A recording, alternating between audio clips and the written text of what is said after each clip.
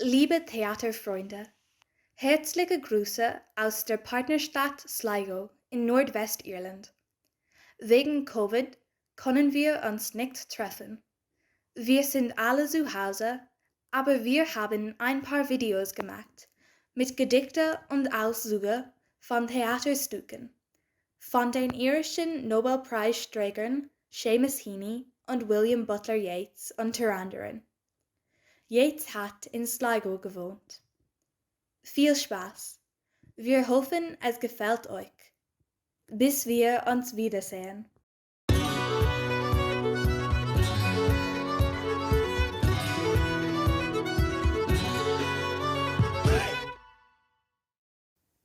Gabriel speaking. Gabriel's the name. I'm an angel, you know. Like my wings. Bit small, aren't they? I haven't earned my proper ones yet. I've just arrived, you see. Apparently, I used to live down there. Whoa! I hate heights.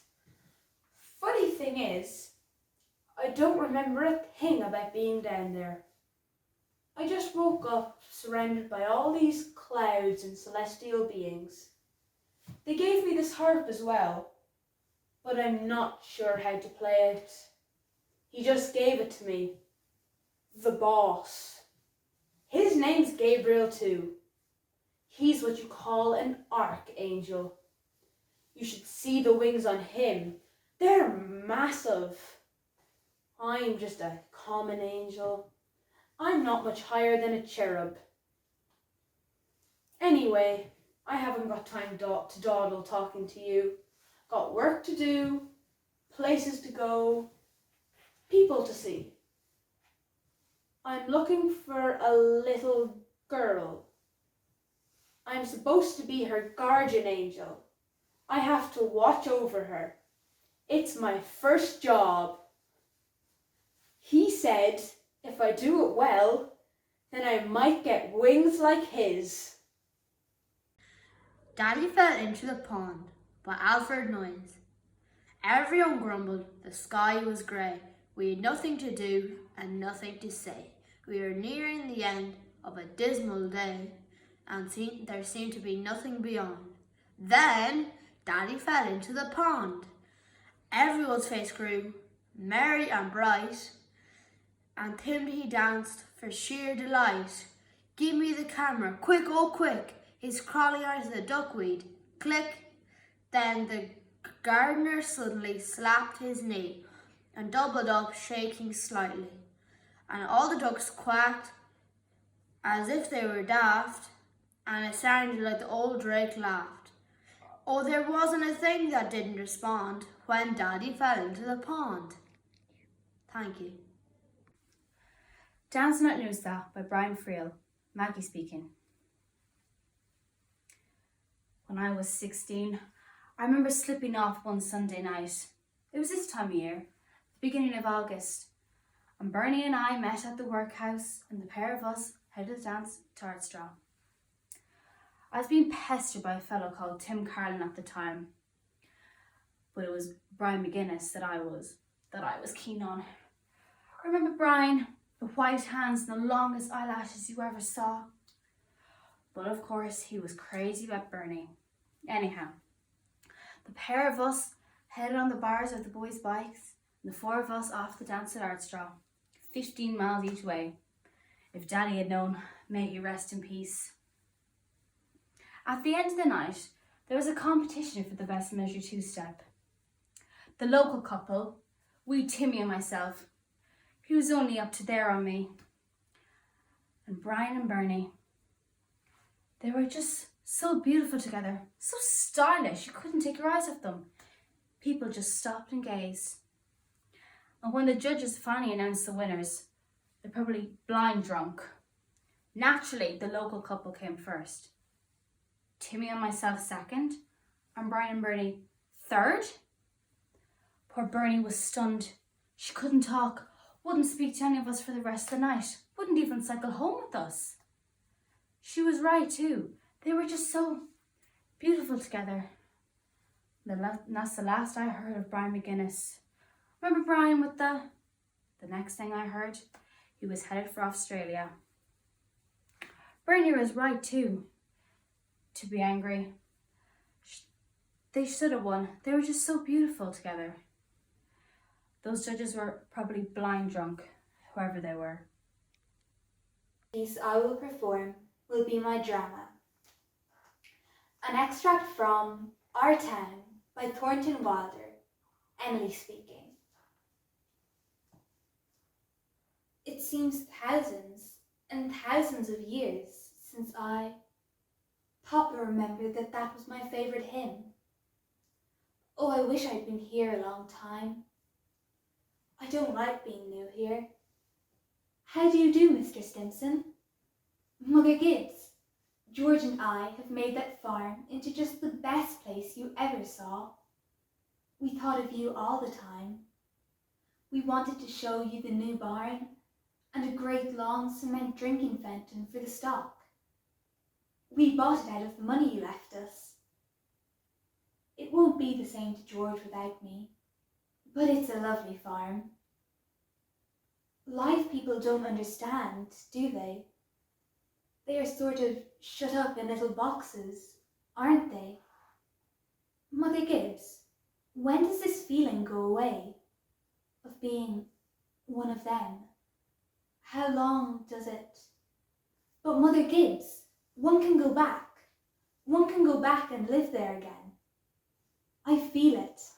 I know it.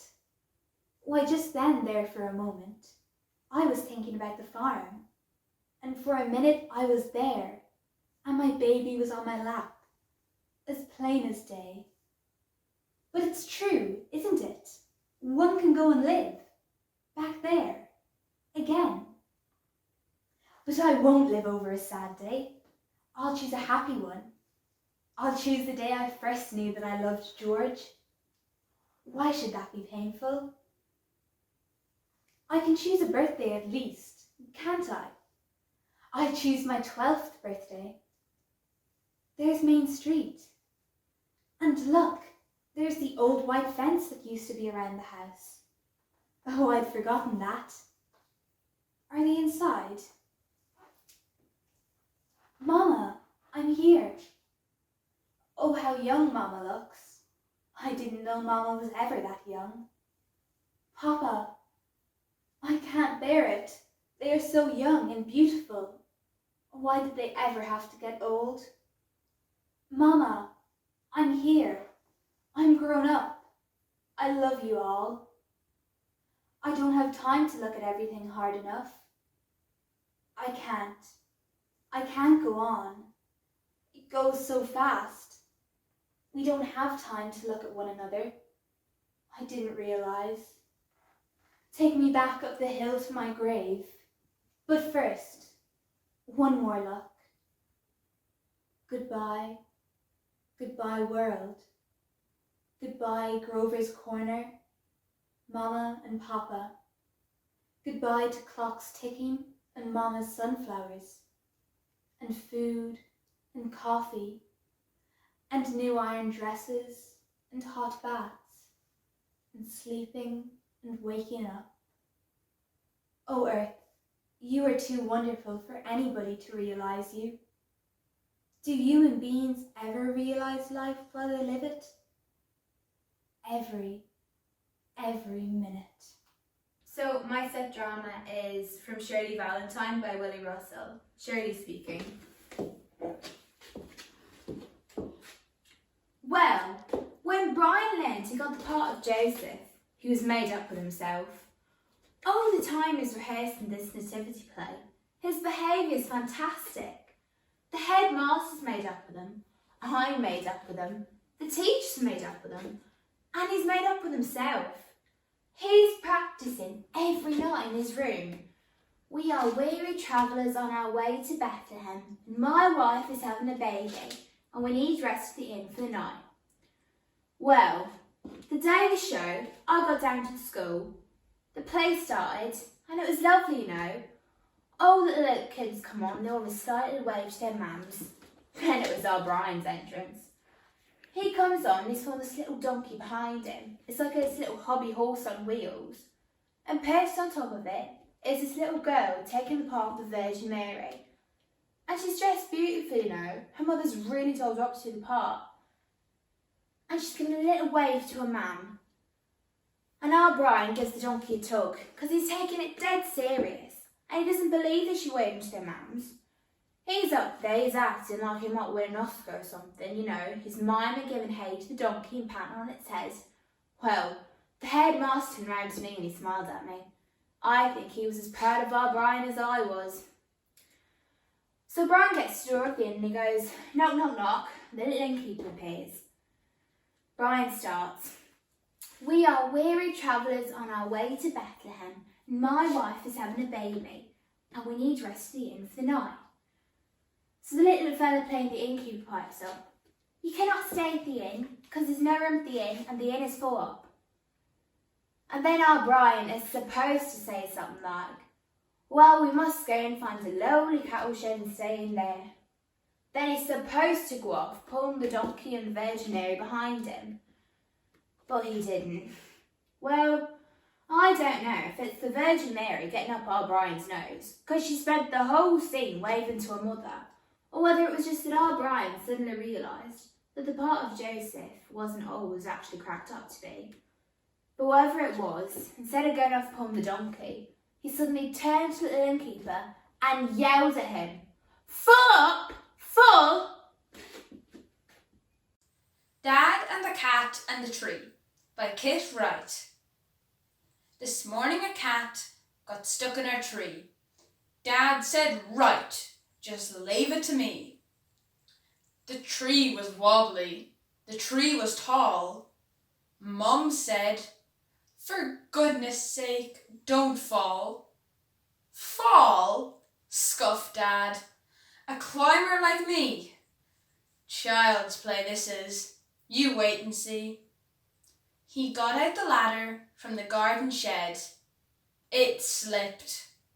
He landed in the flower bed. Never mind, said Dad, brushing the dirt off his hair and his face and his trousers and his shirt. We'll try plan B. Mum said, don't fall again, okay? Fall again, said Dad. Funny joke. Then he swung up onto a branch. It broke. Dad landed wallop back on the deck. Mum said, stop it, you'll break your neck. Never mind, said Dad. We'll try plan C. Easy as winking to a climber like me. Then he climbed up high on the garden wall. Guess what? He didn't fall. He took a great leap and he landed flat in the crook of the tree trunk, right on the cat. The cat gave a yell and leapt to the ground, pleased as Punch to be safe and sound. So it's smiling and smirking, smug as can be, but poor old Dad still stuck up the tree. The Lake Isle of Innisfree by William Butler Yeats. I will arise and go now, and go to Innisfree, and a small cabin build there, of clay and wattles made. 9 bean rows will I have there, a hive for the honey bee, and live alone in the bee-loud glade. And I shall have some peace there, for peace comes dropping slow, dropping from the vales of the morning to where the cricket sings, their midnights all a glimmer, and noon a purple glow, and evening full of the linnet's wings. I will arise and go now, for always night and day I hear lake water lapping with low sounds by the shore. While I stand on the roadway or on the pavement's grey, I hear it in the deep heart's core. The Filler of Dooney by W.B. Yeats. When I play on my fiddle in Dooney, the folks dance like the wave of the sea. My cousin in Priest in Kilbarnet, my brother in Maharawee. I pass my brother and cousin, they read their book of prayer. I read my book of songs that I bought in the Sligo Fair. When we come at the end of time, to Peter sitting in state, we will smile on the three old spirits, but call me first through the gate. For the good are always merry, saved by an evil chance, and the merrier love the fiddle, and the merry love to dance. And the folks there spy me, they will all come up to me with here's the fiddler of Dooney, and dance like the wave of the sea. Jem got up and padded across the rug. He motioned me to follow. He led me to his room and closed the door. His face was grave. They've been fussing, Scout. Jem and I fussed a great deal these days, but I had never heard of or seen anyone quarrel with Atticus. It was not a comfortable sight. Scout, try not to antagonize Auntie. Here? Atticus's remarks were still rankling, which made me miss the request in Jem's question. My feathers rose again. You trying to tell me what to do? No, he's got a lot on his mind now, without us worrying him. Like what? Atticus didn't appear to have anything especially on his mind. It's this Tom Robinson case that's worrying him to death. I said Atticus didn't worry about anything. Besides, the case never bothered us, except about once a week, and then it didn't last. That's because you can't hold something in your mind but a little while, said Jem. It's different with grown folks. His maddening superiority was unbearable these days. He didn't want to do anything but go read and go off by himself. Still, everything he read, he passed along to me. So I'm going to do my set poem first, and I chose the poem Twice Shy by Seamus Heaney, and the themes in this poem are love, youth, nature, with the reoccurring image of the hawk. And I chose this poem because I liked the vivid imagery of the hawk throughout, and I thought the tone and the language would suit my voice. And a bit of background information about Seamus Heaney. He was a famous Irish poet and playwright, and he won the Nobel Prize for Literature in 1995. So I'm going to say the poem now. Twice Shy by Seamus Heaney. Her scarf a labardo, in suede flats for the walk. She came with me one evening for air and friendly talk. We crossed the quiet river, took the embankment walk. Traffic holding its breath, sky a tense diaphragm. Dusk hung like a backcloth that shook where a swan swam. Tremulous as a hawk, hanging deadly, calm. A vacuum of need collapsed each hunting heart, but tremulously we held as hawk and prey apart. Preserved classic decorum, deployed our talk with art. Our juvenilia had taught us both to wait, not to publish feeling and regret it all too late. Mushroom loves already had puffed and burst in hate. So, chary and excited, as a thrush linked in a hawk, we thrilled to the March twilight with nervous, childish talk. Still, waters running deep, along the embankment walk.